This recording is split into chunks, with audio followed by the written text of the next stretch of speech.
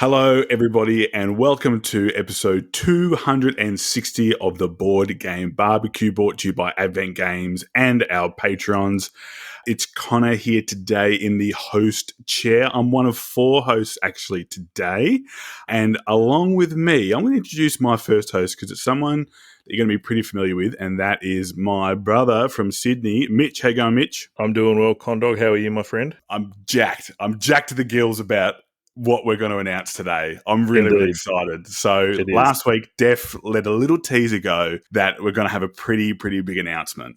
And I'm really proud and really happy to announce that joining myself and Mitch today are two new members of the Board Game BBQ. First cab off the rank, we've got Dana. Dana, how you going? Good, thank you. I'm very glad to be here. Oh, and we're stoked to have you here. So many of you might know Dana from our Queensland or Brisbane Board Game BBQ days. I'm so excited. I'm stepping over my words and Mitch is laughing at me. So super stoked to have you here, Dana. And then closer to Mitch, we have none other than Lauren. How you going there, Lauren? Yeah, good, mate. Also stoked to be here. Very excited. Yeah, so we're so excited to have you both here.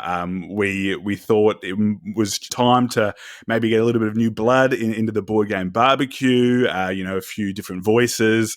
You obviously get sick of listening to people like me and Mitch all the time, more specifically Mitch. Yep. Mitch, what do you think about our two new recruits? I'm over the moon, man. I'm so excited about it. I know we all are. We've all been had this sort of going for a while because a little bit of behind the curtain. Dana and Lauren joined a couple of weeks ago now just to have a look at how we did things behind the scenes, get involved with the admin side of what we do, and they've just fit straight in perfectly and have already been a part of the team. So we have two new family members for the Board Game BBQ, and we are all super stoked to just push forward and get it going. And like you said, new blood, new reviews, new opinions, new stuff to talk about. It's going to be awesome. Yeah, really. So, Dana, I might just swing to you first. Can you give, for people who don't know you and haven't sort of played games with you at a board game days, maybe give a quick little synopsis of your time in the hobby and the type of games that you like to play? Look, I've always loved board games ever since I was young, but I probably became more involved in the hobby pre-COVID. And actually, that's when I found the Board Game BBQ actually on Facebook. And I remember, I think Adrian may have sent me a private message or something because I was commenting on how do I go about finding people to play board games with, because I had started amassing a collection by this stage, and I thought that I wouldn't need to find people to play with because my family, I'm a stay-at-home mum and I have 3 children, and I thought my family would just be my board game competitors, forever, and I wouldn't need to find anybody. But I've realised that was probably the worst thing I could possibly ever do. It was horrendous. I just couldn't stand it anymore. So I knew I had to venture out, and I actually found the Board Game BBQ, and I remember, I think Adrian messaging me, and actually, I do owe a lot to the Board Game BBQ because the very first person that I met that I still play board games with today, I met because of the Board Game BBQ Facebook page. And I remember she also put a message on. She was a mum with children who wanted to play board games, and I messaged her. And I remember said, "How about we meet up?" And she said, "Oh, no, let's just wait and get to know each other." So it was a bit like a date sort of thing. It was a bit weird. And she said, let's just talk for a few months until we get to know each other. So it was really like online dating, something like that. So I remember thinking, okay, well, I don't want to scare this person away. So I've got to seem really interested, but not too keen. And in the end, after 2 or 3 months of legwork, and I was able to meet her, and we're still friends today. And I really owe that to the Board Game BBQ page. So, that's awesome. I've been attending the board game days ever since the first one at Maruka. And this is really embarrassing to say, but I remember walking into the first one at Maruka, and I had been listening to the podcast by this stage. And I remember meeting Adrian, and then I didn't really have a reaction at that point. But when he took me over to a table, and you were there, Mitch. You were playing, okay. I think you were playing War of Whispers, like it could have been. Oh, yes. And anyway, he introduced me to you, and I remember I was speechless. I actually couldn't talk. It was like, oh my, it was like a real fan thing. I couldn't talk. I didn't know what to say.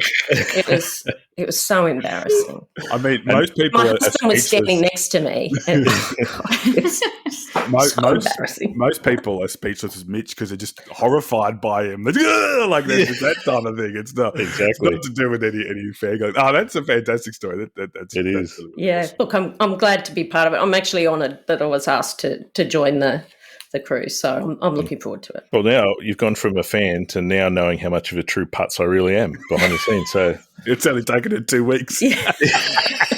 exactly. What about you, Lauren? How did you find yourself into the hobby? Oh, well, I've been playing games like Catan, Ticket to Ride, Carcassonne, Werewolf, The Resistance for years and years and years. Played a lot of those games in high school with mates, really, really loved it. Was kind of curious about the hobby, but never really had someone that I could play with frequently. And then when I started dating my partner, he went to a board game store and said, right, what's the biggest game you've got? And they just went plop and put Gloomhaven on the cash register, and he bought it, and it was pretty new at the time. Brought it back to our place, and I was like, what the heck is this? Played it, loved it, played it more, loved it more, and then Calaxes were purchased, and one thing leads to another. The rest is history. And the rest is history. But I certainly do also owe a lot to the Board Game BBQ. I didn't really kind of come out of my shell or try meet people or engage with the board game community until I joined the Board Game BBQ Facebook page. I think I actually went to an event, and Adrian as well, the evangelist of the Board Game BBQ, told me to join the Discord. And from then it was, playing games online with people, making really great friends in the community that I've, since gamed with really regularly. And yeah, that's kind of the story. I think I remember meeting yourself and James at the very first Board Game BBQ game day we had in Sydney. And I think we learnt Hadrian's Wall. You did teach me and James Hadrian's Wall, Hadrian's Wall was probably, and I think it was one of the first games I taught at a game day, from memory. But yeah, it was, crazy. So yeah, there you go. I've had a hand in both as new members. What can I say? It's straight to your head. It's And they're both still here. That's the amazing thing, is they're both it is part of it. Lucky there are 7 other members. The other 7 must be better. That's what the other thing. But yeah, look, it's so great to have you guys here. I remember when we were sort of discussing it, and your names got thrown around. I was like, yes, that'd be awesome. I can't wait to get to know you both better and sort of listen to what you have to say about games, because you're just, if you're not a part of our Facebook and Discord communities, both Dana and Lauren are super engaged with both of them. So, the game days, like I said, Dana's been to virtually every one. I don't think you've missed one yet, have you, Dana? I did miss one. My daughter had the nerve to have her Year 12 formal on one of the barbecue days, and I was so irritated. I was in a bad mood the entire day. I can understand that. Yeah, with a couple of high school kids yourself. But look, as great as it is to talk about you guys, why don't we get into talking about some games? So, Lauren, I might give you the new ball, and I've heard you've been playing the Search for Lost Species. How's that been going? Yeah, I've managed to get a few plays of that one in. That's the kind of second release following the Search for Planet X, and it's pretty similar. It's the same designer pair. It's Matthew O'Malley and Ben Rossett, I believe. And it's more or less the same game. And the Search for Planet X is wildly popular. I think it's in the top 100 on Board Game Geek now. But the Search for Lost Species does a few things which are pretty different, which I think are quite interesting. So I'll just highlight those differences. So the board is a lot more dynamic. Instead of kind of going around in a loop like you do in the Search for Planet X, in Lost Species, it's a little island that you can navigate. And so you can move along the coast or you can move inland. And where you land for the most part is where you're going to take your actions. And there's a set of different species. They all have different logic rules. So there's a bit more variability in the game as well as different terrain types with different logic rules that will apply to them kind of game to game. And I just think it's really fun. It's a nice little twist on the Search for Planet X. It adds a few extra rules. So it's a little more rules heavy, but only slightly. There's these cards that you can get. So you'll go and visit towns and you can get these cards and they'll either give you one-time or persistent effects or end-game scoring. So it's not just a race to discover everything first, because for me, some discoveries might be more valuable than they are to you. So it's just a little more dynamic in a way that I think is quite interesting. And I haven't played it enough yet, but I suspect it'll probably replace the Search for Planet X in my collection. Yeah. I mean, that's always an interesting thing when they have these reimplementations. Do they do enough different for it to be like, yep, let's go, let's replace it? Or are they similar? Do they fill different niches? You kind of got space exploration versus, I guess, animal hunting is not the right word, but animal seeking. Like, where do you sit on the side of those there, Lauren? Would you rather be seeking animals or seeking planets? Bit contentious right off the bat. I don't love space themes. Well, I know that's it. I'll just see myself out. I was going to jump in and say, as a theme of myself, animals feels like loads more fun than space. Yep. Bodies Don't in worry. space. You're in present company here, Loz. Me too. Oh, absolutely. Me too. I think there's some Aussie animals in there as well. I'm not remembering correctly, but I think they do have some. We need a drop bears expansion. Get Matty Aslan on there to make an expansion for drop bears or yowies or something like that. Well, I was going to say, are they all legit real animals that exist in nature, or do they go down the cryptozoology path or anything like that? Or because that'd be kind of cool. You're searching for a lost species that kind of doesn't exist, or maybe it does, maybe it doesn't. Yeah, I feel like it's kind of endlessly expandable. You just have different species with different logic rules. But I really like searching for animals, and it feels a little more thematic, and it kind of makes sense. You're traversing inland to look for these specific birds, which is just pretty cool.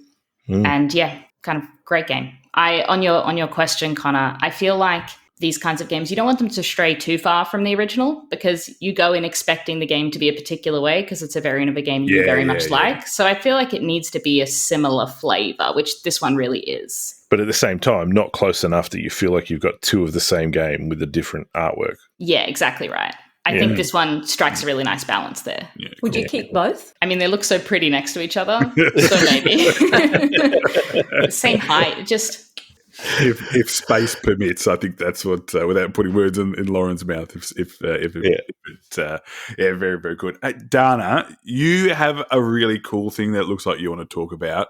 It's a classic of a game, however, with a little bit of a twist, because I assume only ladies had played that day. Is that right? Am I correct? Yes. I never thought I would actually play this game, but I was challenged by a friend to give it a go. So I decided to. And look, I don't love the space theme either. I'm a little bit over space, but I played Twilight Imperium, and this was at an Are You OK Day, and they had scheduled specifically a ladies' event. And so they had two guys, or you probably know Dave and Joe, teaching, and they were incredibly patient. But it was quite interesting because I think there was only one lady that had played before, and I think the rest of us was we'd all played a fair few games, and then there was probably one lady that was inexperienced. So there were 6 ladies in total. 6 is a big start for that game too.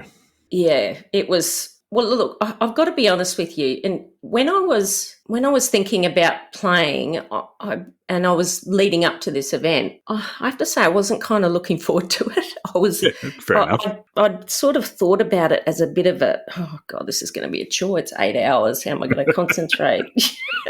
It was a bit like that. But then I thought, with Adrian's advice, he said, no, just treat it as an experience. And so I went in that way. But I could tell that the other ladies there, we were all quite nervous. There were a lot of people sitting there sort of hunched over in their chairs, looking very unsure of themselves at the start. And it was quite funny because Dave sort of gave who was doing the teaching, and then there was Joe who was sort of going around to each person during the game helping people. He gave a great rules explanation, and he said, and that's the game. And everybody just looked at each other and we went, I have no idea what he's talking about.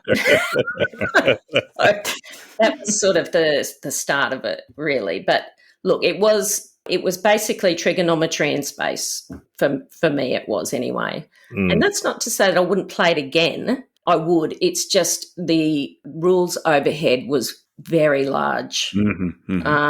Huge.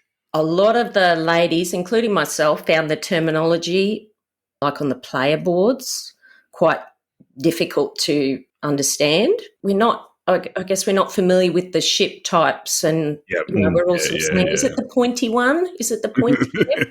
This kind of thing. And at one point, one of the ladies stood up and said that we were looking at some action cards that you can use during the game, and she said, "Why can't they put this in proper English?" It was quite interesting, but I did enjoy the initial part of the game, and most of that is you're building up your ships or building another spaceport or placing more infantry on the board, and then you're controlling other planets and moving into different hexes. So I did enjoy that part of it. That was good. But sort of partway through the game, of course, the map becomes a little bit crowded, and that's where things start to change when you've got a bunch of women playing a game like this. One of the ladies was actually wearing like a headband with cat's ears on, and I thought, oh my God, all I thought was cat fight straight away.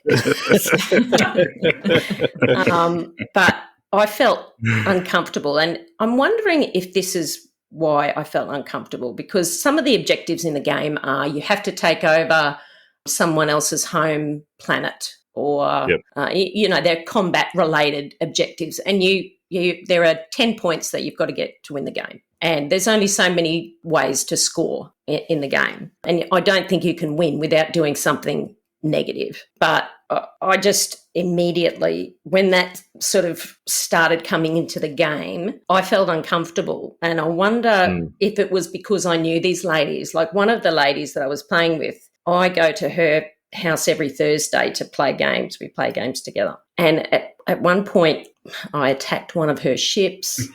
And the glare, That's it. and I was sort of... No more invites. You're off the list. And I actually no more said Christmas to her, cards. are you No going to more let coffee me... and shortbread for Donna. That's Well, it. that's it. And I said, are you going to let me still come over? But she said yes, but I have to bring my own tea from now on. I just felt uncomfortable. I feel uncomfortable probably in any game, destroying what somebody else has built. Yeah. I don't mind games that, to be honest, are just, what do they call it, multiplayer solitaire or something like that. Yeah. I actually don't mind that. I enjoy the puzzle of it. So this was a real challenge for me. Conflict, right? The conflict is a key part of this game. Oh, of course. And that happens in terms of combat and battling, with your ships, but it also happens when you're voting, on various laws to be passed and things like that. And look, I must admit, even that there was a time there where I don't know whether we felt sorry, but we wanted to vote for someone to be a leader or something in the game. I can't remember specifically what it was. So we just all decided to vote for this person, and just to be nice, really. And I mean, this would never happen. This would never happen in a normal game where you have people that were probably serious about it or whatever. And then there was another time where we could vote that everybody gets a victory point. And we said, oh, yeah, let's everybody get a victory point. That's great. It was a very, we tried to be very kind, but there was one lady this was the lady who had played before. I think sort of partway through the game, she was a little bit disappointed that we were so kind to each other. And she couldn't quite understand why we were giving victory points to people that were ahead and things like that. And actually, it was getting to a point where the venue was going to close and we had to sort of really hurry up and finish the game. This was at the 8-hour mark, by the way. Anyway. And there was one of the ladies just said, well, let's just try and help so-and-so win, who ended up winning. Let's just, her name's Kylie, but let's try and help Kylie win, because at least we get someone to win. I'd rather just not the one win. Let's just help someone win. And really, that's sort of how it ended. It ended up being only 1 point in it. So this lady, who was quite serious and did a really good job, she actually played really well.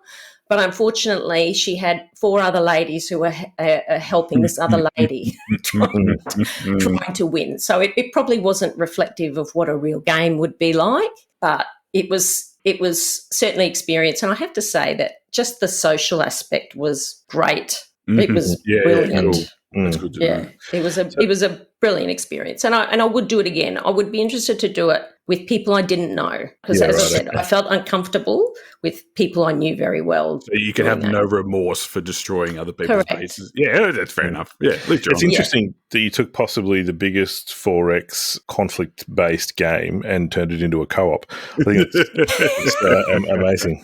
Well, I said I had formed an alliance with this lady next to me. I did it in the toilets outside of the game. I formed an alliance with her.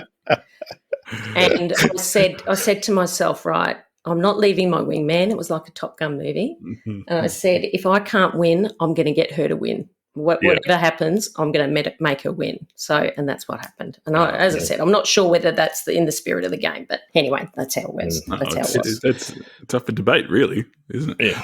Lauren, have you played TI or interested in playing it? I've not played it. I was gifted it a while ago, and it sat on my shelf in shrink for the longest time because, gosh, who am I going to play that with? Yeah. Not Jules. Is this from experience? Well, it's funny. It's funny because I was going to go on to another sort of point on TI because Jules is he loves annoying people, right? That's his thing. He loves stabbing people in the back. He loves being... What about in board games? Conflict, right? Yeah, exactly right. And in board games. But he played this. He doesn't like it. I think he can talk for himself, but I'm pretty sure he'd say that he just didn't find there was a lot of exciting stuff going on. He found it a bit slow, and the stuff that was supposed to be interesting and get your attention didn't for him. And he found it pretty sort of cardboard, just a bit bland, which I find is hilarious. I really like the game. I love the game, actually. But I would say the opposite to what Dana said. I was going to say, I think it's a game that you need to play with friends that you like, and maybe it's a gender thing. Because when I play with all my mates who I've known since high school, we're just out there to throw dirt at each other and have a laugh about it, right? And so, like, as soon as you see, oh, look, Toby's going for the main planet, Mercantile Rex, let's go get Toby. Everyone's got to jump on Toby, right? And then everyone's like, Toby's like, don't get me. And so it becomes this whole dynamic thing of, because and I guess it's less about the game, as Dana said, and more about that social environment where you kind of have that. But I would feel I wouldn't enjoy it as much playing with strangers because I don't know how they're going to react. If I throw some shade at them or encourage some of my friends to gang up on that guy as a bit of a laugh or whatever, is that person going to take that as a joke or as part of the fun, or are they going to get upset with that and be disappointed? So I personally would rather play, I think it's an experience game where you've got a group of people that are there to have that have that experience and all understand that's what the expectation is. And then you don't feel so bad about, stabbing people in the back if everyone's already on the same page at the start. Yeah, probably. Yeah. Look, I wonder if it's a gender thing too. Like, that's actually what I'm thinking about because women tend to not like that kind of thing and hold a grudge. So. Right. Oh, don't worry. I've held grudges over multiple board games, so it's not just, it's fine. Def knows what I'm referring to. He knows. No, look, it's one of those games, hey, where I think, and Adrian hit the nail on the head saying it's an experience because that's what it tends to be. Like, you don't sit down for a quick game of it. Really, No. And I remember the first, funny you talk about the Brisbane Board Game Day, because they had a massive game of it. I think there might have been a local group that came in and played it. So no, it was Dave and Dave and Dan as well. So it's the same guys that I think ran Dana's one. Yeah. So look, but hey, even though you were talking about it, it still just sounds really, really intriguing. I haven't played it. I'm probably like you, Mitch. I would like to play it with some friends or some people that are like, yeah, well, you just play the game. Like, you play the game to win or whatever, and you go from there. But we probably should have had a discussion beforehand and saying, look, it's probably going to get nasty. Let's just accept that that's just part of the game. But we didn't. We all sort of just went in there blind. And actually, I didn't even watch a video or anything. I purposely did that. Poor Dave. But I purposely did that and did not watch a video because I wanted to see what it was like. And I must admit that I have a newfound respect for people who do play it, because it is a really difficult game to learn. There's just so many rules. Even combat, just watching the combat happening was just so complicated. And I have a newfound respect for people who can, take on those rules and remember them and play a game like that. So hats off to them. It's probably more you play it too, the more familiar you become with it. They probably become more familiar with strategies or whatever. I might come back to you in a sec, Dana, because there's another game I want to hear about. But Loz, you've been playing a roll and write of one of my favourite 2-player games. I'm really keen to hear about this one. So what have you been playing as well? Oh, man. Lost City's roll and write is way better than it has any right to be. Oh, don't tell me that. Don't tell me that. So unassuming.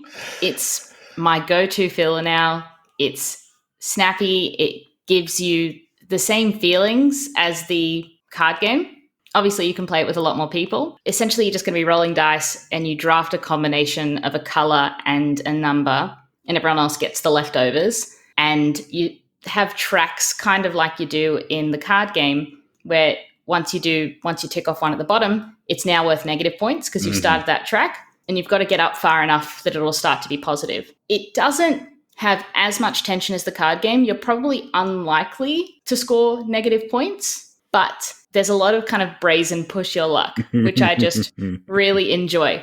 One of the best things about it, I think, is it treats passing almost like a resource. So if ever there's a combination of dice and you're like, nah, don't want any of this, you can pass and not write anything on your sheet. And if you do, you'll tick off something on the passing track, which functions the same as the others. So it starts off with negative points, and you get more and more and more, it'll be worth positive. Yeah, cool. What's cool, though, is the second to last spot on the passing track is worth 70 points. But if you pass one more time than that, it's now worth 0. Yeah, cool. So you want to pass just enough, but not so much that you get to a combination of dice where you don't have a legal move, so you have to pass, so it's now worth 0. You are kind of racing up the tracks to get past certain thresholds before other people. So there's a little kind of looking up at what other people are doing, which is really neat, but it is so zippy. It is so fun and silly, and enough tension from the card game that I just think it's so good. Yeah. I've played Lost Cities with so many different people, and it's still, I love how different people play it as well. So it'd be interesting if you can sort of have that similar thing with the roll and write. And I can see what you're saying, how it's probably rarely going to end up in negatives, because with the card game, there's a finite number of cards, right? But if you're rolling die, the same color can come up again and again, and there's no limit to it. So yeah, that's really, really, really interesting. I thought I'd kicked my roll and write addiction, but gosh darn it, I think I'm going to have to pick this one up because I just love Lost Cities so much. It's so much fun. Is this new? I've never heard of it before, and kind of sounds like I had never heard of it either until Lauren mentioned it. But then I just looked it up on BGG, and it was like 2020 or something. Yeah, well, it's newish. Yeah. I think it was one of those ones that comes up and you think, oh, it's just going to be a crap version, roll and write version of a really popular game, and so you don't think anything about it. Yeah, it's kind of hasn't made any waves. It's different. It was actually Dean who showed it to me. Mm-hmm. Right, okay. Oh, did you play it with Sarah as well? Did you? Is it? Yes. Yes. Because she mentioned it as well. She was like, oh, yeah, this is really cool. Like, I like Lost Cities. And so, yeah. Oh, that's just, why? Well, I know why Dean's doing it, right? Oh, I got this game in stock. Here, maybe you might like it. Yeah, he ordered 100 of them back in 2019. He's still trying to sell them. And look, it worked. Yeah, let's do it. One of 100. Let's two, maybe two of them too. Mitch, it would be remiss of us to not to sit on this podcast and talk about a video game that has dice in it. Can we like maybe draw that really long bow and talk about the game that's probably taken over both our lives in Baldur's Gate 3? How have you been with this game? Well, I haven't had a life for the last couple of weeks. Yeah, I would love to come on the show, and that's what we do. We come on the show, we talk about board games, we talk about the games we've been playing over the last little while since we've been on the show previously, and the truth of the matter is I haven't played anything else since I was last on the podcast. So it's TTS, right, is a board game, but it's online. Yeah. Right? BGA are board games that are online. This is a dice-based role-playing game that's online. I mean, and really, like, you're not, it's not reflexes, it's not anything like that. Like, it's not skill based. It's all decision making and, based on the stats of your characters. So, I obviously Baldur's Gate's like this huge, older franchise. But it wasn't until a little while ago that I realized it was actually set in D&D. I thought it was it's a role-playing game, a CRPG. So it's been really cool. And we had a little bit of like 2 or 3 D&D sessions, our ill-fated campaign that we had. But even then it's like, oh, yeah, I know these places from playing like Lords of Waterdeep, or, Gale references Waterdeep where he's from, or different things, or different races. I would love to just sit down and compare notes with you and see how different our small journeys have been so far. I had a really funny thing happen, which would happen if we played RPGs, where it's probably a little bit janky to play with the controller compared to the mouse. So just before, I was in a cavern and I tried to shove a spiderling off a cavern, and instead I shoved my own character, so I used a part of it and shoved them up, and they fell all the way down to the Underdark and died. So I was like, all right, time to load my last save. Load your last save. Yeah. So I was like, but that would totally happen. You try and push, it's a critical fail.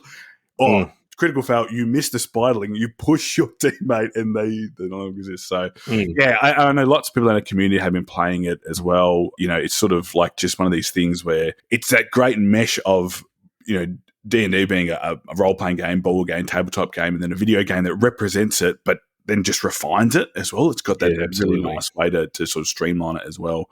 Loz or Dana, have you guys played any BG3? Have you got any interest in D&D or role-playing at all? I have not played anything like that at all. I think I had a Nintendo 64 at one point, but that's about it. I don't have any experience with that. And I'm curious to know if you get the same feeling if you were playing it as a board game, like as a physical tabletop copy.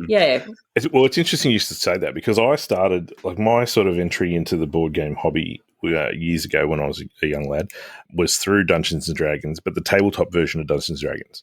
So where you're rolling dice and you've created your character and you're going through the story of what's happening, not dissimilar. And I'm pretty sure that any of today's modern board game dungeon crawlers, like Gloomhaven, like Hero Quest, like Too Many Bones, for example, are all inspired at some point on the original D&D, Dungeons and Dragons, and the concepts that have sort of come out of that. Now, moving forward, then how does that then relate to Baldur's Gate 3 on PC? Is that it's the rule set and the system that is all programmed into the video game is Dungeons and Dragons. There are a couple of minor tweaks here and there that they have had to change to make it work digitally, but for the most part, and when I say the most part, it's probably like 97%. Is just the D&D rule set. So if you like tabletop D&D gaming, I cannot see you not enjoying this. If you like thematic, story-driven campaign games or dungeon crawlers, this is 101, right up your alley. It's phenomenal. It's really enjoyable. And, I would totally recommend anyone into board games. You talk about hobbies and hobby adjacent. I think this definitely fits in that slot. Okay, it's not a board game. It's on a computer.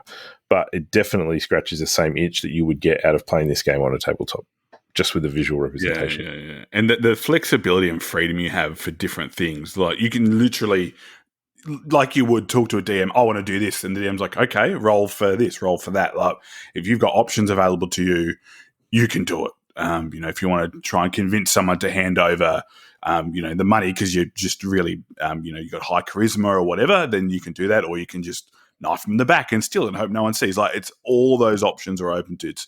It's really, really good. Loz, I think Mitch cut you off before you were going to sort of say something, so floor's yours. Oh, no, all good. I've not played it, but my partner's played a mess of it. So I've basically had the house to myself for the past couple of There you go. But what he showed me of it, which is exactly what you just said, Connor, is just the freedom you have kind of leans it much more into the role-playing camp rather than the board game camp. If you can dream it, you can do it. If you think, okay, if I push this enemy and he goes into the fire, will that set this tablecloth on fire and light the whole table on fire? Yeah, it probably will. Yeah. It was just kind of like, for me, Breath of the Wild. It was just a world with an insane physics engine where if I thought about doing it, I could probably do it. Yeah, it's probably a good parallel to draw, actually, because, you go, oh, how can I tackle this puzzle? And there's even a few different puzzles that you can do, like within the game, and the boss fights kind of become that as well, because they're huge enemies. If you try and take them on head to head, you're probably going to lose. But, there's different, there might be a barrel hiding or something you can drop them on or something you can drop onto them. So, yeah, it is really, really cool. So good. Dana, I might wheel back around to you, and you've been playing Spellbook. So how's that been going? I have really enjoyed this game. This is by Phil Walker Harding, and it hasn't been released yet, so I feel really lucky to be able to have the opportunity to play it, and I think Lauren's played it as well. But it's it's basically simple quacks, really. That's how I would describe it. And you've got a bag full of resources, which are nicely acrylic. They're not cardboard, which is great. And you're pulling resources out of this bag, and you're going to be placing them or collecting them and placing them on spell cards. And the aim of the game is to complete these 7 spell cards or to store these resources on your accompanying familiar that you have. And these spells will allow you to do different things in the game because there's 3 actions in the game. There's a day action, a midday action, and a night action. And so your day action, for example, at the start of the game, because you don't have any special abilities at this point, is just to either take one from the market, which in this case is called the altar, or you can draw 2 resources from the bag. And when you are able to upgrade these spells, it might, for example, say discard 1 resource and then draw 4. So it gives you the ability to just have a better chance of getting the resources that you want. And with these spells, there are 3 different levels on each of the 7 spells. The bottom level, which is the weaker action, will cost 3 of one type of resource. And then the next action above it will cost 4 resources, and the next one will cost 5. But those actions that cost 5 are also worth more victory points. So it's all about timing in this game, because you're thinking, well, do I wait to get the higher level spell, so it's going to give me a better day action or a midday action, for example, or do I just take the weaker action and just start using it straight away? And so it's a really great game, as I said, for just timing, and you've just got a lot of decisions to make. Which spell do you upgrade first that is going to work well with another spell? There's a lot of replayability in the game.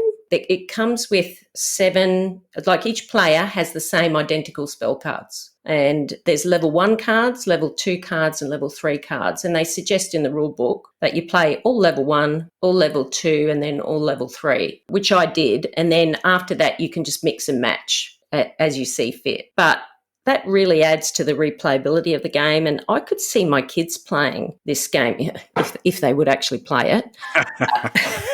But it's a really good family game, and it's a hell of a lot easier to set up than Quacks. And it's quite satisfying drawing the tiles out of the bag. It says on the box 45 minutes is the play time, and it plays up to 4. I only played it at 2 and 3, but at 2 players, we pretty much played it in 30 minutes. It was really a filler. So it's super fast. And look, I could see people taking it camping, for example. Like, the box is probably not really necessary. You could take the components with you just in a small box or a bag or something like that. So I've really enjoyed it. Yeah, I've loved it. And I know Lauren, I think she's played the solo mode. So how did you find that? Yeah, not quite as popular as you, just riding solo for this one. I will say that it's very, very simple to run. Yep. You basically just clear some of the tokens from the market and put them towards this AI board that is going to fill up and score more points. And you're just trying to trigger the end game, which from memory I think was to kind of have upgraded or place something on all of your spells. And then the end game would be triggered. And at that point, however many points the AI had was the score you were trying to beat. And that's literally it. Cool. Yeah, right. It's really smooth. And Phil Walker Harding, he's the master of designing games that are simple to learn and really easy to play, but still have a really decent challenge puzzle within them. He gets his hooks in, hey, like you go, oh, yeah. Like I can see how I really want to better my score, or, you know, the games become really competitive. I always think back to archaeology, like how simple that is, but there's this layer, this depth of strategies, and the fact that he's effectively made a bag drafting game as well. Like, this is like really, really exciting. So I'm looking forward to playing it when I can, or getting myself a copy. But yeah, it's cool that both of you had played it. And then you can, So what else did you think about it, Loz? You said it's really easy to play, and On that point, I think it's a really good stepping stone for introducing those mechanisms, right? Ideas of hand management, ideas of set collection, of drafting. Yeah, right. A really kind of simple, gentle introduction. And Phil Walker Harding games are always like that, right? It's really gentle introductions to themes that you can then use as kind of heuristics for better understanding and learning other, maybe more complex games. Not that you have to, but you could. Yeah, right. I think it says 12 on the box, 12 plus on the box. I can't remember, but I think it's 12 plus. But I would too complex for you then, Mitch. I'm sorry. Yeah, that's it. Sorry, Mitch. She's settled in already, hasn't she? Throwing shade out of the gates. Unbelievable. I think you could play it. I think you could play it at probably 8 or 9. Yeah, cool. It's a good bit. It's a good little good pocket to be in. So so that's a spell book by Phil Walker Harding. Hey, we're gonna get to the exciting part now, because we're gonna have our first sizzles from our new members. Lauren, I might get you to lead us off here, because you've played a really cool trick-taking game, and me and Mitch, they're the only games we can understand. So what have you been playing? What have you been sizzling? Well, unfortunately, I think I picked the hardest to understand trick-taking game that exists. We're out. So obtuse and so opaque, but it's really excellent. So the game's called Nokosu Dice. It's one that is definitely well known in trick-taking communities and those kinds of discords, but I think outside of that has kind of gone under a lot of people's radar. It's really hard to get. It's actually getting a reprint, and it'll be available at this Essen, so there might be more copies kicking around, but it's something you can homebrew yourself. So it's your standard trick taker, but it's got a few really weird, unique twists, like many iterations on trick taking have. So you have 5 colored suits, each with numbers 0 to 7, but you've also got a whole stack of dice that are in the same colors as those suits. So at the beginning of the game, you're going to hand out all the cards, to everyone. And then you're going to roll the dice, roll a bunch of dice in the center. And then you go around the table drafting those dice. And those dice you'll pop in front of you, and they function just like cards in your hand. So if there's a yellow 6 that you pop that in front of you, you could play that just like you would a yellow 6 from your hand. But obviously that is open information. Everyone can see that you have those cards effectively in the form of dice, which is kind of interesting in and of itself enough, but there's a few extra layers that make this game really unique in my mind. So the first is, once you draft all of those dice, there's going to be one left over in the middle, and that die that's left over is going to determine the trump suit. So whatever color that die is going to be the trump for that round, but also a trump number. So if it's, say, a green 2, that is left over, it means that green is the trump suit, but 2 is the trump number. So any 2 is now a green trump, and the green 2 is the best of those. Yeah, it's like super trump. Yeah, cool. Yeah, so I can see a lot of reneging in your future, Connor. hang on. I am not the chief renegger here. I'm pretty sure it goes to 80. I am... Sorry, Lauren. No, you're all good, mate. Look, it's certainly tricky to wrap your head around, and it's not one if you're not familiar with trick taking. But the extra wrinkle on top of that is so that you're going to play out the round until you've played all the cards from your hand, and all the dice in front of you except for one die. So if you ever have one die left, you can't play it. And that die is also, the pips on it, is your bid for how many tricks you think you were going to win that round. Nice. Oh, wow.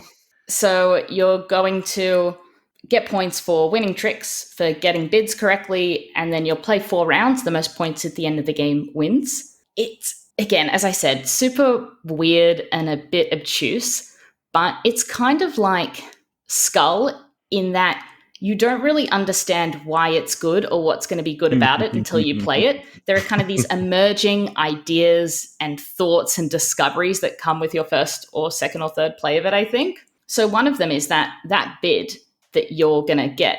If you're the only one to get that bid correct, or one of fewer people, you're going to get more points.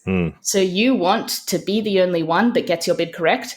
So what that means is, it makes that drafting of the dice a really interesting and important part of the game. You don't just want high numbers, you want a mix. Because you can't always win 5-6 tricks.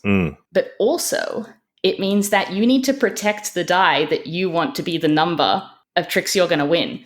So if it's a blue 2 in front of you and you want to win 2 tricks, you need to make sure that that's not your last blue left, that you're then forced to play if you have to follow suit. But also, if there's other people, that have one color left, you want to force them to play that die so that they won't have the correct number of pips for how many, tricks they won. It's really interesting and I think a really refreshing take on trick taking. I've not quite played any trick takers like it. And I mean, very out of print or hard to get, but you literally just need 5 suits of colored cards numbered 0 to 7 and a bunch of dice. So it's pretty easy to make yourself. You also have the option of, at the beginning of rounds, bidding 0. So you can bid that you're going to win 0 tricks. That's also an option. But yeah, just a really interesting game. It's not a filler. It takes 40 to 60 minutes, but really, really good. Yeah, a couple of months ago now, we had Daniel Newman on the show, and he makes trick takers and stuff like that. And it was interesting how you said it's not a filler, because so often, and we've talked about this before, Mitch, as well, you just go, we'll play this quick trick taking game. It's like, no, you need to spend the whole night, and it harkens back to you going and playing a whole night of Euchre or a whole night of 500 or a whole night of Oh Hell. Like, you've got to play those as your big game, because there's so many rounds that you've got to play through. This sounds hectic as this. I'd be really excited to play this with you. I think Mitch is right. I'd probably end up reneging a whole lot. Oh no, that's what I got to do. It's not the reneging. It's not the reneging, Mitch. It's the I'll play this card and I've won the trump. It's like, no, you don't, you moron. Like, that's lower, you idiot. That's what it is. But I think though too, I think kind of you're right with the trick taking. Even the trick takers that are a one and done sort of thing, like you'll play a few hands and then you move on. I think they're the types of games that make you go, well, let's play again. Yes, yeah. It's rarely that, even for the ones that are like, 5 deals and then that's the end of the game. It's rarely you want to just go, okay, we're done, have a nice time, and move on to the next game and do something else. You usually want to play 2 or 3 of those when you get a chance. Or you're playing something like Niet or Euchre, as you say, which is really going to be probably an hour to sort of an hour and a half, 2 hours if you want to play the full thing and play it out properly. Or stick 'em when you just delirious. But I'm really interested in this, Lauren, because I've had a bit of a card trick-taking binge myself on a whole bunch of different trick-taking sort of titles, and I love games when they come out like this and they take trick-taking and they do a whole new different thing with it. I'm definitely going to be on the lookout for a copy after your review there of it to add it to the pile of trick-takers I already have. Sounds good. So this is it's a Japanese game, isn't it? Mm-hmm. Yep. And Japanese design. I think they seem to be the masters of trick-taking games to me. And it seems to be a really popular mechanism for Japanese games. Is that right? That's the impression that I get. Because you're an aficionado of Japanese games, as far as I know, Lauren. Oh, I mean, don't sell me too much, but I do think that the Japanese love small box games. If you go to a board game store in Japan, there's big box titles, they have it, but not really. It's lots and lots of tiny little boxes. Often it's just a deck of cards and a few tokens. And trick-taking is exceptionally popular in Japan, absolutely. So there's a lot of iterations on trick-taking that come out of Japan.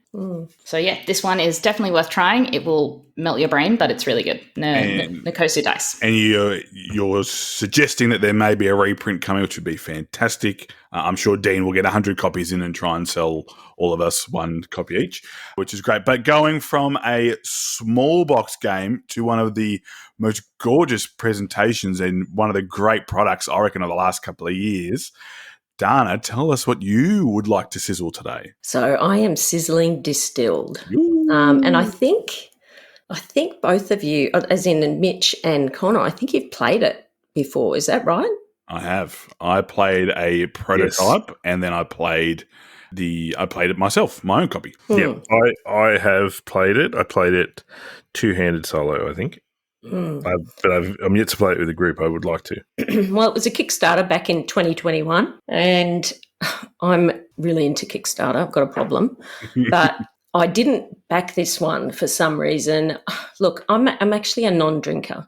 Don't hold that against me, but I actually don't drink, and I thought, that theme's really just not going to be my kind of thing. But I was at Adrian's place and I saw it sitting there in shrink, and I thought, poor baby, it's just sitting there in shrink, not being opened. So I borrowed it and opened it up, and I ended up teaching it at the Board Game BBQ Day here in Brisbane.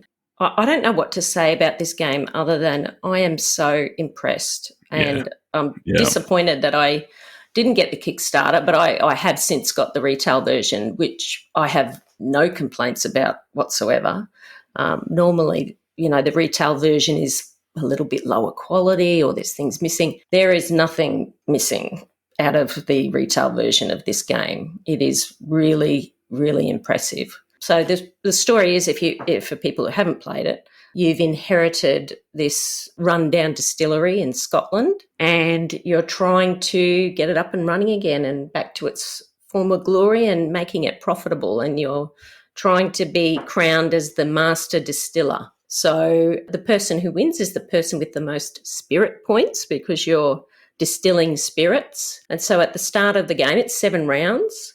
And you only get to distill 1 spirit per round. So you're only ever distilling 7 spirits in the game. But the first phase is sort of like a purchasing phase where you can purchase recipes or you can purchase upgrades or ingredients to go into your spirit. And at the start of the game, and normally on the first turn, you can only distill moonshine or vodka, the 2 very basic spirits in the game. But you'll need to add other things such as yeast, sugar and water, and you actually cannot distill without those 3 ingredients. And so you go through this purchasing phase, and that's fairly standard for a Euro game, that you can go through that phase. But the second phase is the distilling phase, and I think that's what makes this game really great, and it turns it from probably just an average Euro to me to a game that is really fun.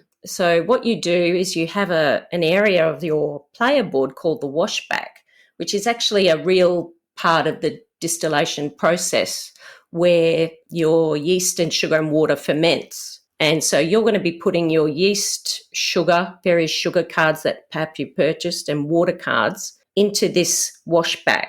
And then what you're going to do is you're going to shuffle up these cards, and then face down, you're going to take off the top card and the bottom card. And then you're going to place that back into your pantry or back into your storage. That gets removed, because in the real distilling process, that's actually what happens. They get rid of they call it the head and the tail, or it's really just the dregs. They get rid of the top part and the bottom part.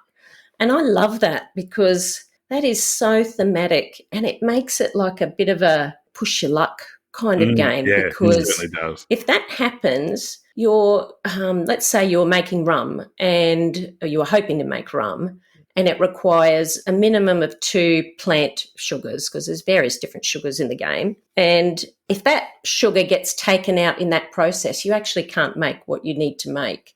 So to circumvent that, you need to bolster up your deck of cards so that there's more cards in there and you're less likely to have the sugar taken out. And at the same time, it will earn you more money. So it's this constant dilemma of, should I save the cards for the next round? Because I must say the money in this game is so tight. It is really hard to get money in this game. The first round, you're often only starting with like $2 or $3. It's pretty hard to get in the round. So money's really important. And then if you age a spirit, and certain, like whiskey, for example, requires aging, which means that you actually can't sell it in the same round that you distill it. You have to age it. So it's going to sit in your warehouse for a minimum of one round. And what that means is you don't earn any money at all. So you have no money whatsoever if you've spent it. So you're sort of, it's this dilemma of, do I save money? Do I upgrade my distillery? Do I buy more sugar and put more sugar and try and earn money? And it's, oh my God, it's just the most delicious game. I just love this game. And the fact where you're also trying to think, well, if I leave my spirit, like my whiskey, and I leave it aging for longer, it becomes more valuable. It's worth more money. It's worth more victory points the longer you leave it there. But then I don't have any money. So just this wonderful puzzle, and the effort that goes into the making of this game, that has gone into the making of this game, is phenomenal. It is such high quality. The storage in the game, like all the little labels, because when you distill a wine, you attach spirit, you attach a label to it. All these are fully researched different spirits from all over the world. And it all comes in this fantastic storage container with a lid. All the resources all come in containers with lids so that you can just place it straight out on the table. So it makes setup easier. And the rule book is the best one I've ever seen. It's so good. It should be the standard for what rule books should be. It is fantastic, and it's got a great, like all the way through the rule book, there are little comments about it's really what cool. happens in distilling and all that, little facts and things like that. And I think it's fantastic. And if anybody is interested, the designer, his name is Dave Beck. You actually interviewed him. I didn't realise that actually, but if people do want to go back, it's episode 124. And I think that Connor and Mitch, you were both on the episode from memory. I definitely was. I remember the episode. I'm not sure if I was or not. I can't remember. But he's a fascinating guy. He is. He's so smart. Yeah. And I just on the episode, I wasn't backing this game until that episode and listening to Dave Beck talk about it and how fascinating he was, talk about game design and the thought process that went in and everything that he did with the game. That turned me, and I went and backed it. And I think I backed it all in. So, yeah, but you're right. You've nailed it. It's so well done. And it really does tie all those mechanics to the thematics of the distilling process. I think that's one of the strengths of the game. Yeah, it's fantastic. He's actually got I think he might have another game coming out actually. Avison games, yeah. My only, you brought it up before, Dana. You're right. It's so thematic and it ties everything so well together. I think the washback's fantastic. The fact that you add flavors when it ages and those flavors are random. And then you still don't really know what's in when you age it, you don't know what's in there until you open up the barrel, because that's kind of like how distilling works, right? You don't know the flavors, you don't know what's in there until you open it up. So you keep getting these flavors added, and some of them are legitimate, so it's like cinnamon or whatever. Some of it's like wet dog, gym shoe, stuff like that. That's right. It's pretty silly. The one thing that bugs me about it, and I agree with you, it's just so good, and I'll play it easily. I'll never say no. I would love to, and I wish I could have asked him then and there why you could only distill one spirit, because I think what you're saying about the money, it being tight, it actually limits your decision making a little bit, because you can choose then, let's say if you wanted to, you could then make two medium, let's say, or moderately expensive spirits and sell them both on the spot. Or you could try and age a really expensive one and then sell some moonshine or some vodka for cheap, and then you still got a little bit of money in the kitty. And I don't think, again, he's the one that's playtested, Dave's created it. I don't think it wouldn't make the game worse, in my opinion, at least, if you could sell more than one. I know at times you can't really, because you've spent all your money upgrading the distillery or buying the special, the expensive products and the expensive yeast and the sugars. It was just more of an observation from me. Like you said, this game just the level of thematics, how the game plays, and the fact that even in the washback, if you draw out that ingredient that you wanted, it stays with you. It's not just gone. It stays in your pantry, and you can use it again next time. So there's still a chance you just might be able to age it for too long. And like I said, the rule book, it's interesting reading the rule book because there's so many different tidbits as well. It's like, oh, I didn't know that. And, I've drunk a fair bit of whiskey in my time, and I didn't know about that either. And the angels, the devil's cut and angel share, which is why you take the top and the bottom, because it evaporates and then goes into the wood itself. That's really cool as well. Some people are like, oh, I just take any cards. Like no, you have to take the top and the bottom because that's what happens. That's what happens. Yes, that's it. It's thematic. You can't just be willy nilly taking cards out. But I have a soft spot for this one because I got to chat to Dave Beck and I got to play a prototype. But I mean, it was pretty much done. Right, it wasn't like a play testing one. It was a product that they were trying to get out there, and when I played it on the table with my copy, it was virtually the same game. And the goals are fun. Everyone has different goals that they need to achieve, which is nice. There's different tasting flights that you can have, so different different spirits that you can distill. Or different bottles. There's a set collection thing. It's sort of in there, which, believe it or not, I have never been able to get that going. I've never been able to really make that worth my while in the game. But someone at the barbecue day did, and he ended up winning. He did it so well. Clearly, I am not very good at the game, but it does work. And I get what you're saying about the money and not distilling, and that is not distilling more than one. That is a common question when I do teach it. Oh, why can't we distill more than one spirit at a time? Now that could help with the money situation. And just looking on the comments on BGG, there were quite a few people trying to come up with little house rules about this issue with just being really tight with money. Yeah. Lauren, have you played Distilled? Any interest in playing Distilled? I've not played it, but I do love a G&T. So I feel like it's going to be a viticulture vineyards thing where you set up your drink and you play the game.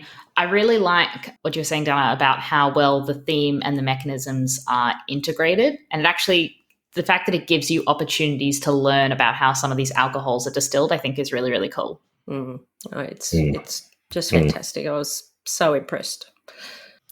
Very good. So that is Distilled by Dave Beck and Paverson's Games. You know that game you've been wanting for a long, long time? The one that's been on your wish list for ages? Yeah, that one.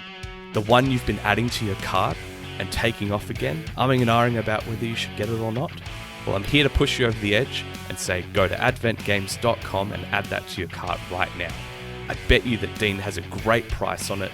He's got great customer service, flat rate shipping, and there's so many other goodies to explore on the website. Wonderful categories all organised to pick the exact game that's right for you and the group that you play with.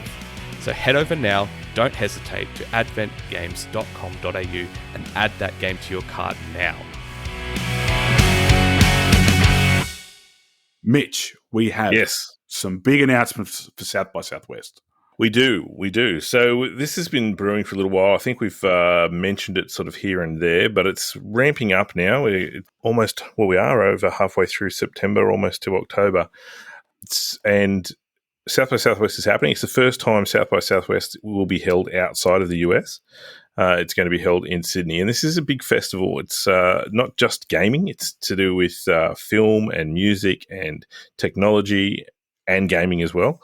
And we've been asked to go along and participate and be involved. So the Board Game BBQ will be going along to the Games Festival for South by Southwest. We will be doing on Wednesday the 18th of October. We will be running a board game trivia designed by our good friend Dan, who's our trivia expert. He's going to be running the trivia night at Fortress, which will be 4 p.m. till 6 p.m. on Wednesday the 18th at Fortress in Sydney. We are then going to be doing, on the 21st, Saturday, we'll be at the Games Festival all day. We don't have a venue for that at the moment. That is TBA, but we will let you know as soon as we are aware or made aware. And then we're also going to be doing a live pod recording and a bunch of other shenanigans and board gaming on Sunday the 22nd from midday till 2 p.m. at Fortress as well. It's going to be hectic. It's going to be awesome. Everybody's coming except for Def. Unfortunately, he won't be able to make it, but we'll have the whole barbecue crew there, including Dana, including Lauren, and you too, Connor. You'll be there, right? I'll be there. The Sasquatch will be there. Don't stress. But yes, no, we will have everyone. So if you're that way inclined, if you'd like to come along and hang out with us and get involved, play games, and just have a mad week, check it out, South by Southwest. If you are going to jump on and look at tickets, don't freak out, because the first ticket price you'll see will be extremely expensive, but they're what they call priority pass, and that's essentially a pass that will get you into absolutely everything for the whole festival that goes for a week. Okay, so if you want to jump on that and you want to be involved in the music festival and the game and the film festival and all the other bits of the festival that go along, by all means, knock yourself out. But you don't need to buy a full priority ticket if you just want to come to the Games Festival. So there are Games Festival passes that you can purchase. Check those out. They're much cheaper and it will suit a lot more people's budgets. So don't see the first price you see and freak out and run away. Check down through the list and find the passes that you're interested in and the cost that suits your budget. And hopefully we'll see you there. Let's hope so. Before I mentioned PAX, so the Board Game BBQ will be back at PAX. We're running things a little bit differently this time. We're not going to have the tabletop area. Instead, a bunch of us will be there. So myself, Dan, and 80 will be there. Jules will also be there, but he'll be working. So good for Jules. But we'll be interviewing people, hanging out, playing games. We hope to see a whole heap of you there. Maybe even looking to do something sneaky on the Sunday, a little bit entertaining with a few different guests popping in. And there's a few other designers coming there. So Phil Walker-Harding, we talked about, he'll be there. As will Maddie Dunstan, are both huge friends on the show. And then sort of back to a bit of normalcy, we've got the Sydney Game Day coming up next weekend. So next Saturday, tickets still available, Mitch? They are indeed. They are going fast, though. Now they are. We kind of had a bit of a mess up with our marketing earlier in the campaign, but it's all back on track again now, and we're all happy. But yes, there are still a few tickets available. Again, it's going to be awesome. Lauren's going to be there. It'll be her first event in a bright yellow shirt, so she'll be stoked. I look dashing in yellows. Can't wait. Don't we all? Exactly. Don't we all? You didn't look better than me and Mitch, that's for certain. And we've got the Melbourne... me then. We've got the Melbourne Game Day. Tickets will be on sale today as you listen to the episode. So 4th of November at the Preston City Hall. So we'll all be there. And for our Patreons, we've got a Patreon trivia night, September the 29th, the last Friday of the month. That's a Friday before both the AFL and NRL Grand Finals, starting at 8:30 p.m. Wow, that was a whole lot of news for today. So with that, we might move on to the question of the pod. Alrighty, so our question of the pod, and Dana and Lauren, I might get you guys involved in a second to read out some of our responses. But the question that was posed to you, and I think this was based around the Lorcana card game that was coming out. 80 was sort of, as he does, a bit obsessed with it, a bit obsessed with the hype around board games. So how does hype around board games influence you? Dana, can I get you to read out the first lot of responses, if that's okay? Okay, so from Carl Van Ostren, there are so many kinds of hype. Some of it I really like friends and peers getting excited about an experience they want to share. Some of it feels a little uneven and cyclical sometimes. Big releases get hype, which gets more plays, which gets more clicks, which gets more hype and more coverage and clicks. Mm-hmm. Help me. And then from Big Nose, hype around a board game used to affect me quite a lot. But now that my game group is whoever I can meet at a board game day and occasionally long-suffering loved ones doing me a favour, it's plenty apparent that hype is irrelevant to whether I'll get the game played. People will play the games I have to offer or they won't. Hype will, in those situations, have effectively no impact on whether the game gets played. The first group already know what they like and or are willing to trust something unknown. The second group have no clue at all what is hype. They know what I describe about it. Fair enough. And then from Manny, hype influences me by doing what hype does, getting me to take notice of a game that might have passed me by. I don't subscribe to notions of rejecting hype or popularity. I won't like something purely because of the hype, but I'll at least see what the fuss is about. The positive side effect to hype is in getting certain games to the table because of it. Can't deny it helps on that front. And then finally in this section, Colin McCarthy. Such a great take, Connor. I think our modern society tends to engage in this greatest of all time knee-jerk reaction to the flavour of the week. And it makes it hard to trust any kind of hype. Is the game actually good, or a bunch of people getting swept up in the wave? And even worse, what if both are true? Then you're missing out on a pretty awesome game. The mental aerobics. Yeah, I put that one in there because I wanted to prove to Mitch that sometimes I say nice things. That's all. That's all I was in there. No, me and Colin had a bit of a back and forth, and what it was is I kind of said, if a game's hyped up, like it's going to be a good game, you can play it like when it's not hyped as well. So, if it's going to be good, it'll stand the test of time. So that was kind of my take. Lauren, can I get you to read our next bunch of replies? Sure. So Bernard Wechner says, rather little. I don't see much of it, and I tune out at the hint of it. I'm an adult, I guess, and not in a school playground anymore, needing to know what the buzz is and who's got what's hot and so on. And I stand in defiance of the cult of the new and consumption. So, only acquire new games when I have a driving force and need, or if I see a great and meaningful opportunity, but I have no time for keeping abreast of developments or any other hype avenue. Ingrid Wright says, hype influences me in the sense that I like to try a game everyone is talking about simply so I can join the discussion. But I don't race out and buy hyped games because sometimes for me, it doesn't live up to the hype. For example, Ark Nova. Shots fired. Big call. I'm with Ingrid on that one. I like it. I'll take a stand. Throw some bombs.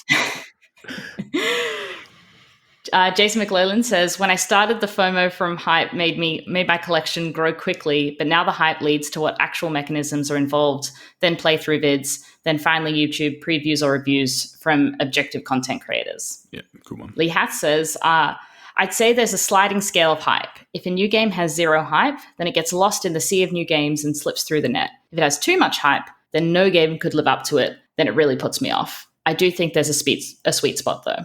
And Ian Third says, I like the hype a bit. Tends to result in good Kickstarters with lots of extras and improvements. Depends where the hype's coming from though. If all the reviewers say it's great, then I'll be enthusiastic. If only one reviewer, then doubtful. If I think the review is paid or influenced, then I'm doubtful too. Also, if it's from a company with a good track record that has produced a similar game, then I'm more inclined to go for it.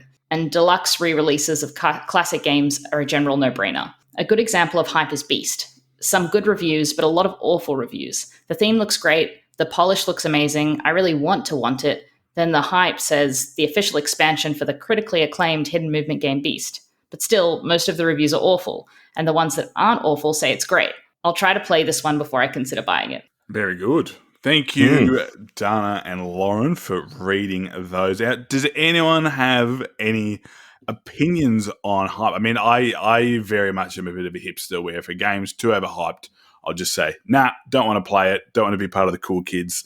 Let me be little, playing my old games from whenever. But at the same time, sometimes I get a little bit caught up in it.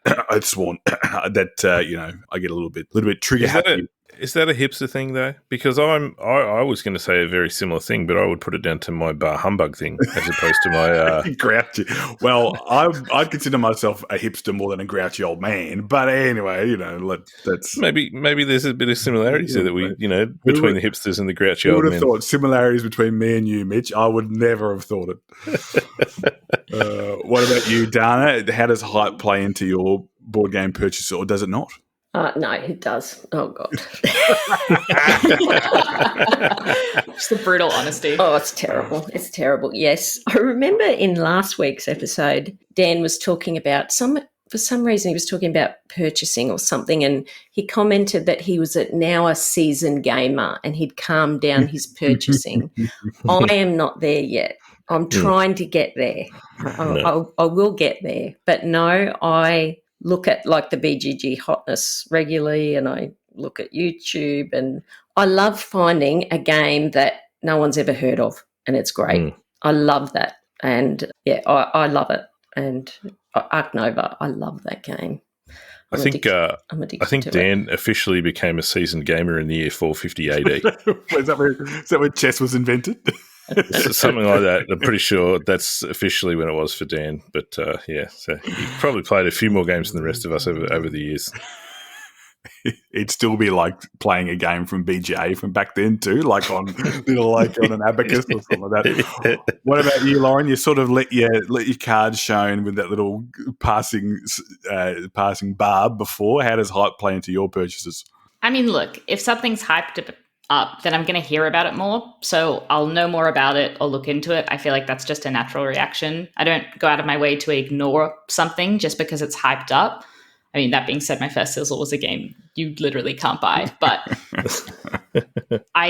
so maybe I get swept up in it sometimes, but I feel like if it's hyped, it's more that I want to try it rather than I want to buy it. Yeah, is that might have had a bit of influence over a purchase you made recently that I might know about?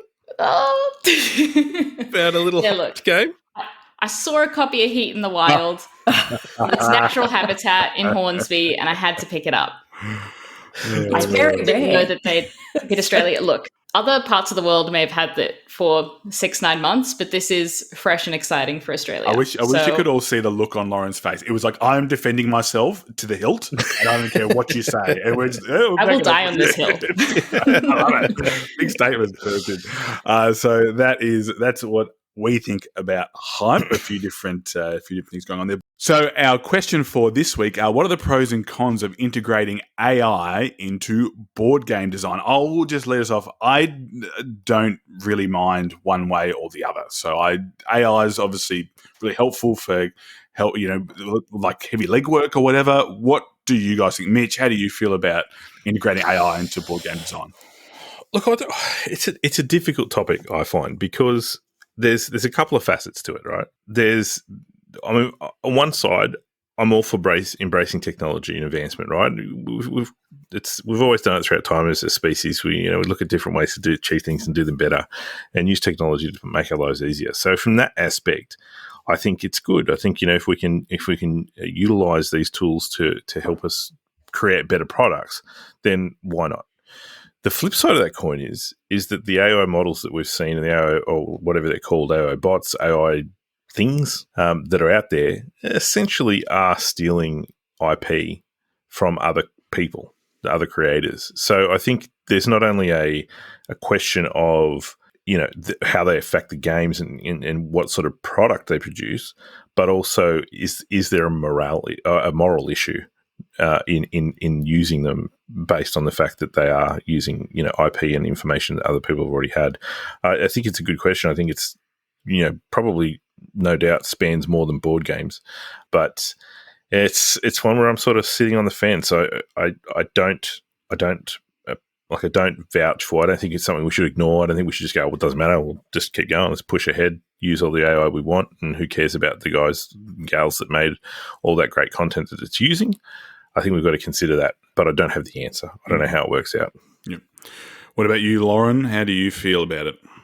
Yeah, it's interesting, and it's something that a lot of people feel really passionate about. Board Game Twitter is littered with content creators saying they're taking stands, refusing to work with companies who will use AI-generated art, for example. So a lot of people feel very passionately about it. One thing that I will say, because I think a lot of the conversation will potentially skew negative, one thing that I think is actually a positive is some of the aspects of design, like playtesting. So, for example, there was a YouTube video of a programmer who programmed AI to play Monopoly, and it played Monopoly 11.2 million times in the space of 2 weeks, which he calculated would take 1,600 years for humans to do, which is incidentally how long it feels to play one game of Monopoly. But the AI learnt stuff about the game that you can't get with humans. It learnt kinds of what play counts it's balanced at, which trades are fair, which properties are best. And obviously this is for Monopoly, but I think about, small designers designing asymmetric games, and they'll play test the game maybe 100-200 times and then throw it out into the world. And if it's, at least a bit successful, it's going to get played out by other people way more than they could have ever play tested it.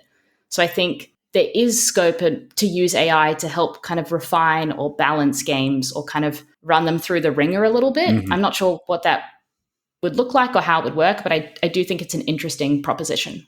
Yeah. No, I'd sort of, with Mitch saying how, a lot of it's not original ideas, so you're taking it, but then your point, Lauren, about it is going to allow playtesters to potentially accelerate things and see different trends or whatever. Dana, how do you feel about all this computer whiz-bang AI stuff? I'm on the fence. I'm on the fence as well. Yeah, good. Come join me. Like I recall reading on Jamie Stegmaier's, could have been his website, or he's got a blog.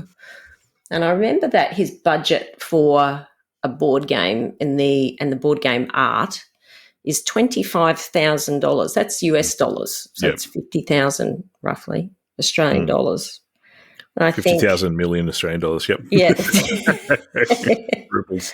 And I think maybe it might allow some of those small-time board game designers to be able to get reasonable art and to be able to produce a game. And so it could be useful. That's a lot of money. Not many people can afford that. Not many first-time designers, I wouldn't think, could afford that. So I'm a bit on the fence, but I understand that, it's their creative work and they want to protect it like anybody else. Yes, so it is a contentious issue. And that's one of the reasons that we wanted to talk about it, because we thought it would give lots of chances for discussion and things like that. So please feel free to join in the discussion on Facebook, on Instagram, on Twitter, and on our Discord, of course. So yeah, looking forward to that, because of course it's not what we think, it's about what you guys think as well. So looking forward to the discussion. I think it's going to be a little bit spicy and a little bit juicy.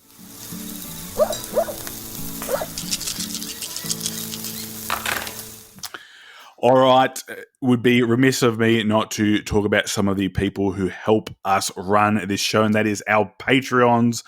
So this is a special Patreon shout-out today, because the shout-outs for today are Scott Roby, Matt Woods, Luke Aitken, Walter, and none other than our very own Lauren. So Lauren, you've been supporting us, and now you're part of us. So we're a bit like the Borg. You're now part of us. You're sort of one of us. Look, Connor, if it's anything like my gym membership, I'll put off cancelling it almost indefinitely. I don't even want to think. I had a gym membership taken out, a fee, and I was like, how much money would I have if I cancelled it? I would hate to think how much money I left. So, no, well, thank you, Lauren, for supporting the show for as long as you have, and thank you to all our patrons. But speaking of supporting a show and becoming a Patreon, you can always go to patreon.com/BoardGameBBQ, sign up to donate and get access to exclusive podcast episodes, different events that we are running. We're running some before PAX and also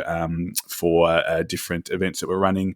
Remember, we never want you to contribute to Patreon or donate if it's going to cause you financial hardship in any way. In fact, there are plenty of other ways to support the podcast without donating. You can go to Apple Podcasts and leave a star rating and a review for us, or use Spotify's new star rating system. It only takes a moment of your time, but means the world to us. And of course, Dan's oath is still to read them out. My favorite one so far was my buddy Sub-Zero Joe's making Dan swear an oath to play Arkham Horror Living card game. Very well played there. Very well played there, Joe. You can also get involved in the Board Game BBQ community by joining our Facebook community, following us on Twitter/X, Instagram, or YouTube, where we're uploading our podcasts. It's just in a different form. And of course, there is our fantastic Discord community where there's always games and conversations going on. Get involved and support the show. All the links are in the show notes. All right. Well, Lauren and Dana have just about cemented themselves as members of the podcast, but there's still one thing they must do, and one issue that both me and Mitch have to resolve before we do that, and that is the oaths. So, Mitch, Yes. what was your last oath? My last oath was to play Cloud Spire. Yeah, what did you think? You better have played it, or I'll do stuff. I think I get a half a mark for this Set one. it up. Or for taking it out the box. Dana knows. I set it up about 5 days ago, and I've played the tutorial. You played it. Does it count? I mean, the tutorial's only like one phase, one wave. So out of 4, I think the game goes for. I did say to Jules this morning, I said, Jules, I've got until tonight to play a whole game of Cloud Spire, so you better get over here as quickly as you can. He was like, I can't today. I'm like, no, it's your fault then. You're right. Yep.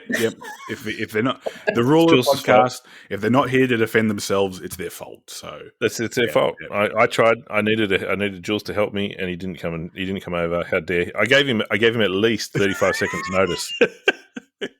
Right, so I don't know how he could have backed out on that one. It's just, I thought we were a team. I was talking to Harry yesterday after you're like, oh, I've got a choice today. I won't follow that up because it shows how soft you are in finishing this oath. But I was like, man, Mitch wants to play Cloud Spire, and I'm sitting here wanting to play Cloud Spire with no one to play with. So we'll have to set up. I've already promised Chris Torkium a game at the next time at the Sydney Game Day. So maybe we can have a triple threat, 3-player game. Yeah.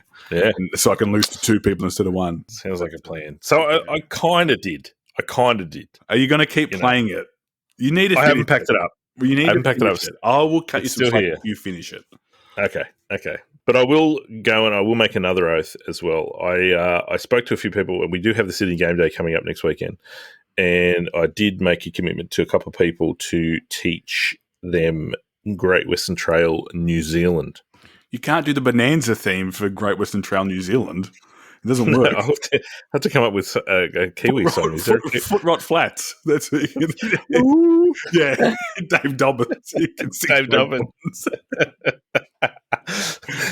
Oh, dear. I'll come up with a lyric to the tune of Dave Dobbins. What was the name of that song? Slice of Heaven. Slice of Heaven. Slice of Heaven. Yep. Slice of mutton. I was going it's cheap, yeah. True. Yeah. Anyway, so I have to learn that, and to attempt to teach it the game day. I'm hoping it's not going to be a huge overhead because I already know the base game pretty well. So hopefully it will be good. That'll be my next oath, to teach, to learn and then teach Great Western Trail New Zealand for the next Sydney Game Day. Cool. I'd be interested. I've sort of heard kind of what Lauren was talking about at the start of the podcast with the species unknown and planet unknown. Like, there's enough differences for you to pick one.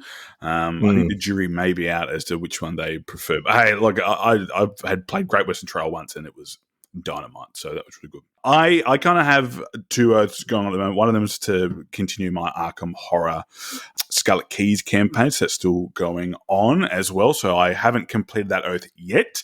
And my other oath was to play a little solo game called Reckland Run. Have you played this one, Mitch? Have you played Reckland Run? I have. Yeah, the one where you got the car and the cars. Yeah, it's Mad Max. Like, it's, there's a feud out at the moment because there's Thunder Road. And so this is a little bit different. It's a dice rolling card playing game where it's a solo game and you're competing against a timer, and different enemies come and try and pretty much destroy sides of your ship. Your car, and there's 4 different cars in the base game with different base powers and upgrades. You can buy upgrades to put on your car, and it's really cool because some upgrades have barbed wire around different sides of the cars. So if you place them in a specific part on your car, it gives you extra ram damage. It's dice rolling and dice placement. And again, Mitch is just showing how he drives in his Prado. And it's like, do I spend this dice now, or you've got the white die and the red die? So the red die, something bad happens, but it's like, you might need to spend that red die. The first couple of chapters has like 3 sections, and then they increase. There's envelopes and stuff like that. So it's probably came out. I think it's better. I know he's got a couple of Scott Arm's got a couple of these, but I think it's better than Warp's Edge. I enjoy it more than Warp's Edge.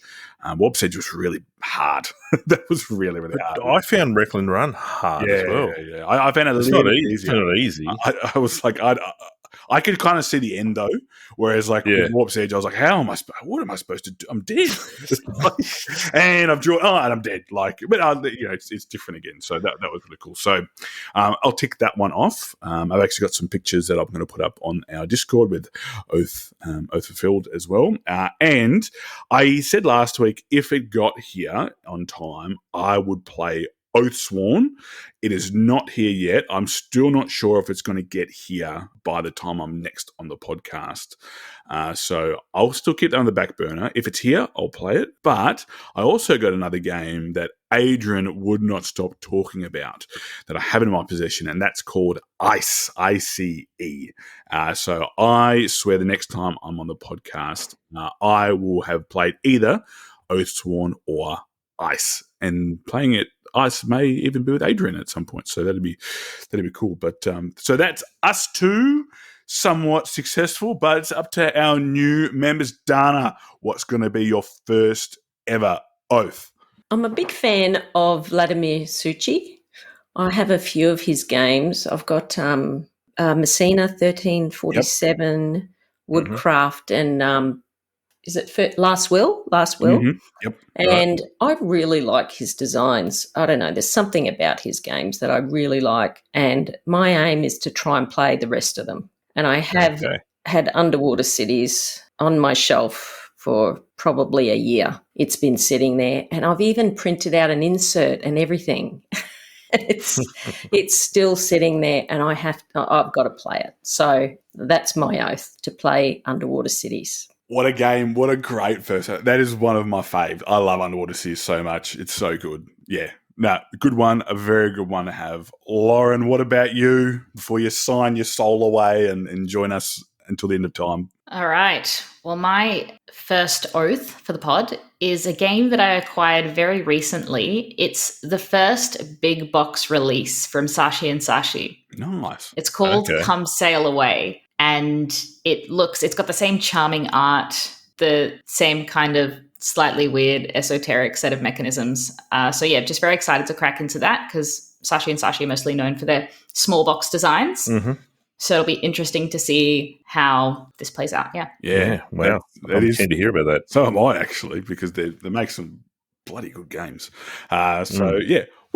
Well done, you two. Congratulations on your first podcast. You guys did a fantastic job. Mitch, you're all right, I suppose, but I'll talk to you later. Yeah. Thank you, all three of you, for joining. I hope you had a lot of fun. So thanks, Loz. Thanks for joining us. Cheers, mate. Yeah, thanks for having us. No worries. Dana, same to you too. Thank you. Thank God for editing. And Mitch, I hope you stub your toe later tonight. No, I'm kidding. I hope that doesn't happen. Thank you all for listening. Again, special shout out to our patrons for making the show hum, and we'll speak to you guys again soon. See you later. Bye. See ya. Bye.